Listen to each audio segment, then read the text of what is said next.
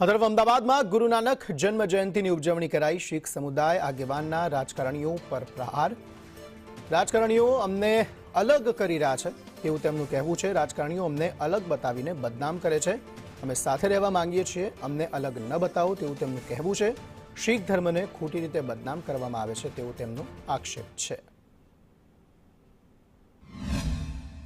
આજે અમારો ગુરુ નાનક દેવનો 556મો જન્મદિવસ છે, તેની ઉજવણી અમે કરીએ છીએ। અમારા ગુરુ નાનક દેવજીએ કોઈમાં ભેદભાવ રાખેલ નથી। કોઈ જાત કાસ્ટ નહીં, માણસ જન્મ એક જ છે, એમાં કોઈ પણ નાત હોય। અમે કોઈ પણ ધર્મશાળામાં, ગુરુદ્વારામાં, મંદિરમાં, મસ્જિદમાં જઈને માથું ટેકાઈએ છીએ કે બધા જ ભગવાનો દેવી માતા એક જ છે, કોઈ જુદા નથી। આપણા રાજકારણીઓ બધાને જુદા કરેલા છે, માણસે કોઈ જુદા કરેલા નથી। એટલે બધા ભાઈ બહેનોને અપીલ કરું છું કે ધર્મના માટે લડો નહીં, ધર્મ એક જ છે અને એના માટે જ આપણો દેશ આગળ આવશે। જો આપણે લડતા રહીશું તો આપણા પર લોક ચડી બેસશે।